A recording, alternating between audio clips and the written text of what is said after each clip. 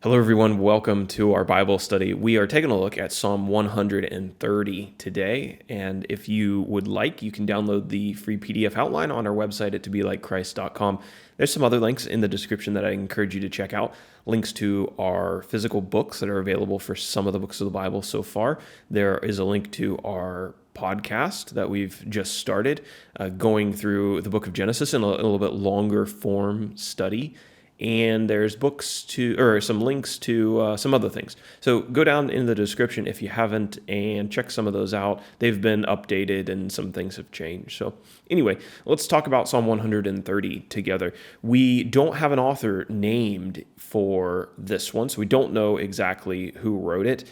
Once again, we don't have any references back to Psalm 130 in the New Testament. That's been a trend for the last couple of Psalms. I think coming up, we will have some more New Testament references. One simple theme today, waiting for a merciful God to save his people. And then in our definitions section, we've got quite a bit of text there, but those are the familiar definitions that we've been looking at all throughout the Psalms. The songs of ascent are some that we've been looking at recently, and that's our first word to define. These were psalms that many believe were sung by the people of Israel as they ascended up the hill on their way to Jerusalem to celebrate the feast days and the holy days at Jerusalem and at the temple. And then we have the fear of God again, which we've talked about many times. When we talk about the fear of God in the Psalms, it's usually not talking about us being terrified of God or the psalmist being afraid that God is going to come after him or something like that. But when we talk about the fear of God, really, and in this psalm, we're talking about respecting God the way that he ought to be respected in light of how great he is.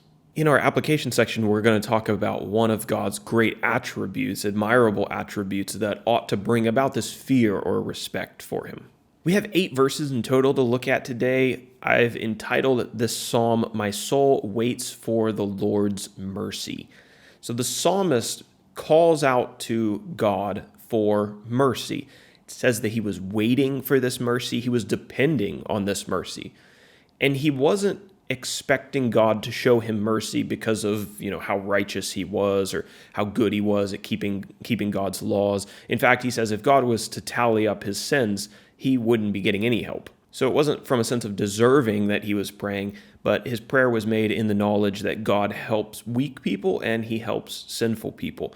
The psalmist resolved himself to wait for the Lord. He wasn't going to put his trust in anything else. He was going to wait for God to come through. He waited for the Lord with the anticipation that a night watchman waits for the sunrise. So a night watchman stays up all night, guards, the city or the castle or whatever it is in the dark, and he anxiously awaits the sun to come up so he can come off duty. And so he doesn't have to be watchful anymore, watch out for dangers. Here we see the psalmist saying that he's waiting for the night to end, this night of his trouble, waiting for the Lord's mercy to rise up over the horizon and to bring him light.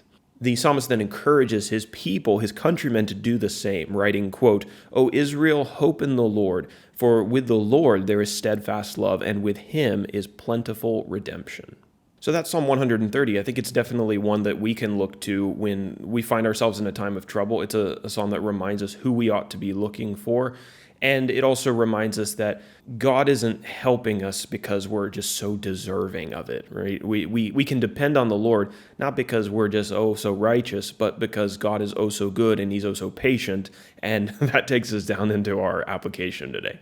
If we think about fearing the Lord in the sense that we talked about in our definitions section as giving him respect that he's deserving of, it makes sense that the author says that we should fear the Lord for his forgiveness and patience. In verse 4, he writes, "But with you," talking about God, "there is forgiveness, that you may be feared." The fact that God is still willing to offer forgiveness after being wronged by so many people so many times is frankly insane.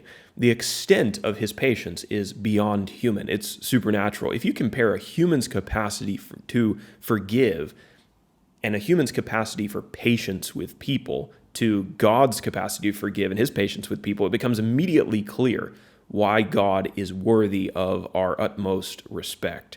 The virtue of patience, which we as human beings can barely bring ourselves to extend to other people is what God has to extend to us to keep us in existence. Millions of sins are endured by God every day that he decides to keep the world spinning.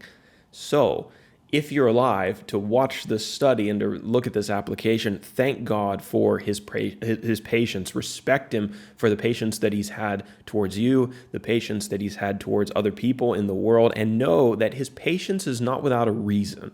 God promises that he will fulfill his promises to judge the world and to punish wicked people, but only after his patience permits the lost to know Jesus, which is an incredible mercy.